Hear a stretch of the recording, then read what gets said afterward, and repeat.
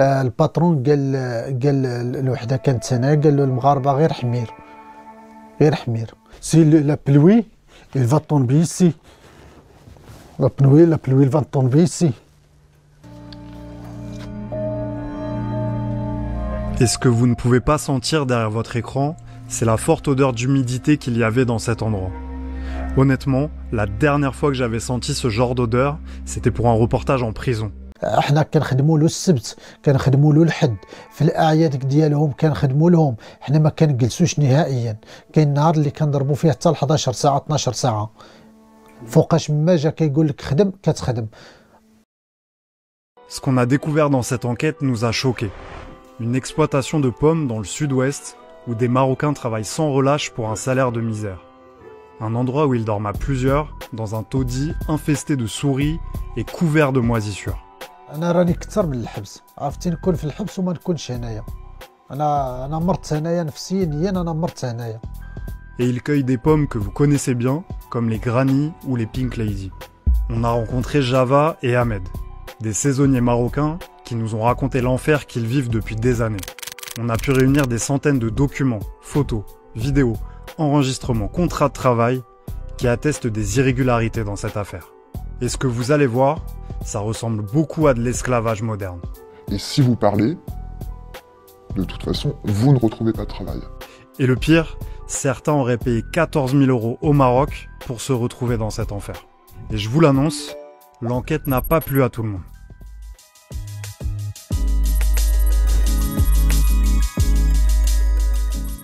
Le point de départ de cette enquête, c'est le travail de Lina, une journaliste du pôle investigation de Street Press. À l'époque, elle bosse sur des faits de racisme à Aiguillon, une petite ville du Lot-et-Garonne, dans le sud-ouest. Il y a quelques mois, j'ai publié un article sur des habitants d'origine marocaine d'un village du Lot-et-Garonne. Et pendant mon reportage là-bas, pas mal de gens m'ont parlé de cas de traite d'êtres humains qui auraient lieu dans des exploitations agricoles du coin. On me parlait de Marocains qui vivaient dans des logements très insalubres, de conditions de travail proches de l'esclavage moderne. Donc du coup, ça m'a intéressée, j'ai tiré le fil, j'ai créé des liens et j'ai fini par recevoir des photos et des vidéos. Sur les images que reçoit Lina, on peut voir des ouvriers qui travaillent dans une exploitation.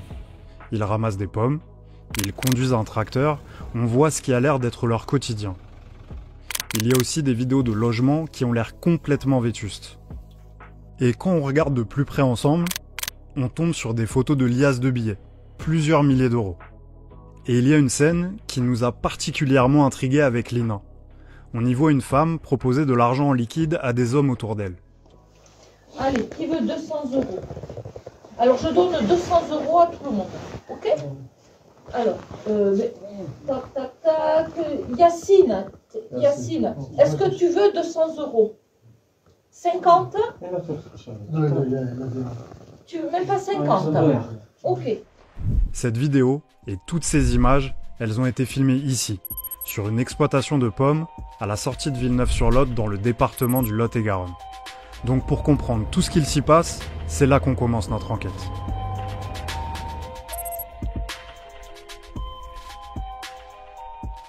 Derrière beaucoup des images qu'on a reçues, il y a Java.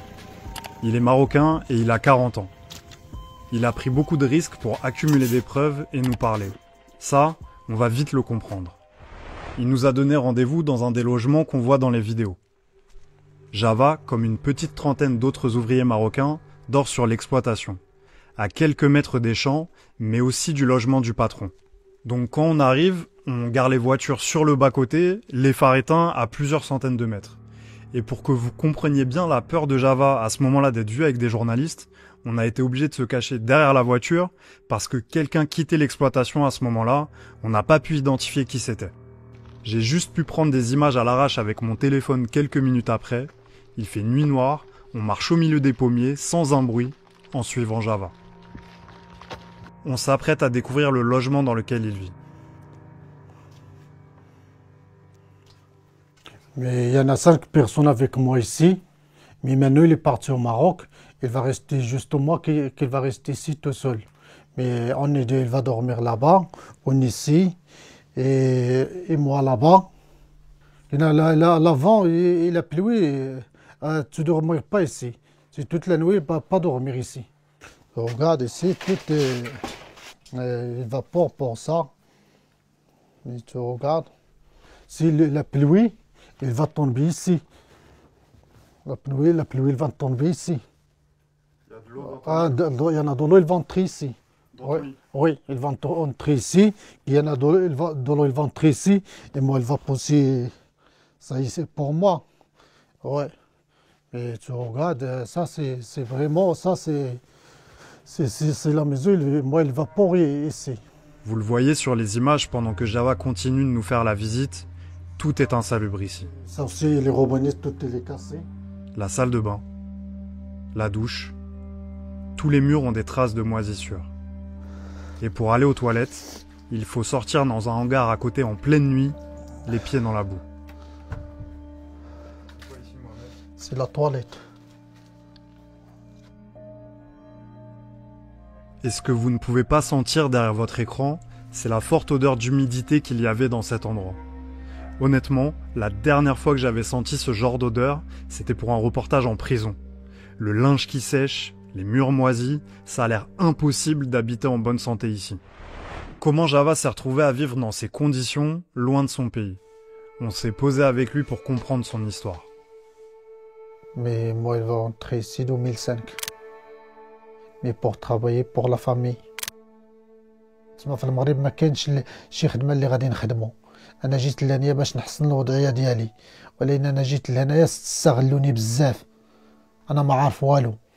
انا ما كنجي من المطار لهنايا الفيرما ما كنخرجهاش نهائيا انايا، وكنحيد التفاح وميم طو كنشارجي التراكتورات، وشي مرات غير ما كيكون حتى واحد كنمشي للاخر الهونكارات الفريكويات كنستف تمايا التفاح، وشي مرات كنبقى تما حتى 12 الليل 11 الليل وانا خدام تمايا والبرد. انا كنبدا مع شي مرات كنبدا مع السبعة. الباترون قال الوحده كانت هنا، قال له المغاربه غير حمير. احنا كنخدموا له السبت، كنخدموا له الحد، في الاعياد ديالهم كنخدموا لهم، حنا ما كنجلسوش نهائيا. كاين النهار اللي كنضربوا فيه حتى 11 ساعه 12 ساعه. فوقاش ما جا كيقول لك خدم كتخدم. كنا واحد المره، واحد 4 شهور دوزتها انايا، انا جلست فيها يومين. حنا كنتخلصوا غير ب5 الاورو من 2019 ل 2000 لهنايا، كنتخلصوا ب5 الاورو. كتشوف داك الاخر اللي فيه جو باي، ماشي الثمن اللي فيهم هو اللي كتشد، الثمن اللي فيهم بوحدو والخلاص اللي كيعطينا هو بوحدو. En France, le salaire minimum est fixé à 9,40 € de l'heure en 2025. À 5 € de l'heure, l'agriculteur qui embauche Java serait dans l'illégalité. On a pu consulter les fiches de paie de Java depuis sa première saison en 2005 sur l'exploitation. Selon l'ouvrier, tous les montants indiqués seraient donc totalement faux. Pour comprendre comment se passe le paiement des salaires, je lui demande de nous en dire plus sur la vidéo où on voit une femme distribuer de l'argent liquide aux Marocains. Allez, qui veut 200 €? Alors je donne 200 € à tout le monde, ok? هاد الفيديو انا درناه ليها هنايا. هاد المراه هادي اخت الباترون، حيت هي اللي مكلفه هاد العام. هي ما كتعاملش معنا مزيان، على حساب كل واحد شنو كتعطي له في السيمانه ولا 15 يوم. اما في الاول كنمشيو عندها كتقول لنا والفلوس ما كاينينش، الفلوس مازال ما دخلوش، هما التفاح غير كيبيعوا في التفاح، وهما كيقولوا لك الفلوس ما عندناش. هي كتقول لك بحال الا ولات دابا كتصدقهم فينا، ولينا كنحشموا باش نمشيو نطلبوا رزقنا النيت. Ce que nous apprend aussi Java, c'est qu'il ne toucherait l'argent de son contrat qu'à la fin de la saison, après plusieurs mois de travail. La scène qu'on voit sur la vidéo, ce serait une distribution d'argent, au compte-gouttes, au bon vouloir des exploitants, et retiré du salaire total des ouvriers marocains. Grâce à lui, on en sait plus sur la femme sur la vidéo. Mais c'est normal, dis pas merci, hein. Elle s'appelle Maryse, c'est la sœur de l'exploitant agricole, Alain Onac. Lui aussi, on le voit sur plusieurs vidéos filmées par les ouvriers marocains. Je sais pas si je vais pas vous envoyer ramasser de la pique. Ce qu'on sait sur lui, c'est qu'il a 64 ans. Il a lancé son exploitation dans les années 90 et il siège en tant qu'élu coordination rurale au sein de la mutualité sociale agricole de Dordogne-Lot-et-Garonne. Sur l'exploitation, on a justement filmé une affiche de la coordination rurale. Ce syndicat agricole proche de l'extrême droite est en pleine percée. On les a beaucoup vus l'année dernière, avec leur bonnet jaune, protester contre des traités de libre-échange, les normes européennes ou la flambée des prix. Ils se sont fait connaître avec des actions coup de poing et des propos violents. J'ai trouvé un clip de promo sur leur chaîne YouTube qui résume bien l'état d'esprit. Le peloton de la CR ne laisse personne au bord du chemin. Pour nos terres, pour nos fermes, pour l'avenir de nos vies, on gagnera ces élections, la victoire. Aux récentes élections aux chambres d'agriculture, la coordination rurale a réalisé une percée en arrivant en tête du vote des agriculteurs dans 14 départements. Et le Lot-et-Garonne est leur bastion historique. Autant dire qu'Alain Honac a du réseau dans le coin. C'est une des raisons pour lesquelles Sophie, c'est le prénom qu'on va lui donner, a décidé de témoigner anonymement. C'est une personne qui est connue dans le milieu agricole, qui connaît tout le monde, c'est des familles. Il est évident que je ne vais plus jamais retrouver de travail dans l'agriculture. Personne ne voudra m'embaucher. Et si vous parlez, de toute façon, vous ne retrouvez pas de travail. Tout le monde sait, personne parle. Sophie a travaillé 3 ans et demi pour Alain Honac en tant qu'ouvrière agricole. Elle a côtoyé Java et les autres ouvriers marocains. Même s'ils travaillaient dans les mêmes conditions difficiles, la boue, le froid, ils n'étaient pas logés à la même enseigne. J'ai toujours travaillé avec eux, mais pas forcément dans l'équipe des Marocains. S'il faut venir travailler le samedi, ils viendront travailler le samedi. S'il faut venir travailler le dimanche, ils viendront travailler le dimanche. Ils travaillent beaucoup plus que nous. C'est au fur et à mesure des saisons que Sophie découvre l'ampleur de l'exploitation dont sont victimes les Marocains. En travaillant avec eux, elle se rend compte de leur grande précarité. C'est l'extrême pauvreté marocaine. C'est-à-dire qu'il y en a qui ne savent ni lire ni écrire. C'est extrêmement facile de les exploiter, quoi. Je vais te donner 5 €, ils sont contents. Enfin, quand voilà, ils étaient tous au chômage. Il n'y en a aucun qui travaille au Maroc. Même venir ici et prendre 5 € de l'heure, c'est quand même bien. Aujourd'hui, Sophie veut alerter sur la situation des saisonniers marocains. D'après elle, elle a tenté de le faire auprès du patron Alain Honac, mais sans réponse. À bout, elle pensait quitter l'exploitation fin 2024, mais le patron n'aurait pas renouvelé son contrat. En novembre, là vraiment, moi j'en pouvais plus de voir les Marocains qui ont faim. C'est affreux de travailler et de voir en fait la détresse de l'autre. Donc de savoir qu'ils avaient faim, de les voir travailler, enfin de nous voir travailler dans la boue comme on a travaillé cette année, et de voir aussi que Alain est complètement à côté de la plaque, quoi. Enfin, pour moi, c'était plus possible. Puis finalement, on m'a demandé de partir en décembre et c'est très bien comme ça. Ce qu'on a appris dans cette enquête, c'est qu'en plus des conditions de vie et de travail indignes, certains saisonniers marocains auraient été escroqués avant même de fouler le sol français. C'est le cas d'Ahmed, un Marocain de 27 ans qui travaillait comme peintre. Il a accepté de nous raconter son histoire sous couvert d'anonymat. Il aurait payé une grosse somme d'argent à un intermédiaire marocain pour pouvoir venir travailler sur l'exploitation d'Alain Honac. Il a dit qu'il faut payer 14 000 € pour voir un contrat pour travailler en France. Il a dit le travail est bien, le salaire est bien et tout. Il a dit tout va bien en France. Il a dit la belle vie. Tout était faux. Je passais dans une période de fou. L'homme ne lui aurait donné que quelques jours pour réunir l'argent et le jeune ouvrier se serait endetté pour pouvoir payer. Je vendais un terrain, je fais le crédit. Je demandais l'argent à la famille, je donnais les crédits et après il a dit maintenant c'est bon, je parle avec le patron pour faire le contrat et tout. L'escroquerie dont aurait été victime Ahmed est bien rodée. L'intermédiaire vend de façon illégale une autorisation de travail bien légale. Ce document est délivré par l'OFII, l'Office français de l'immigration et de l'intégration. C'est cet organisme, qui relève du ministère de l'Intérieur, qui délivre les contrats de travailleurs saisonniers étrangers. Depuis la pandémie de Covid, le recours à des travailleurs étrangers a augmenté. Selon les chiffres du Monde, 15 000 saisonniers seraient venus du Maroc en 2023. Si Alain Honac peut bénéficier de ces contrats, c'est parce que l'agriculture fait partie de la liste des métiers en tension, où il n'y a pas assez de main-d'œuvre française. Il peut solliciter des contrats OFII en échange d'une taxe. D'après Ahmed et Java, plusieurs autres Marocains auraient subi cette escroquerie au contrat.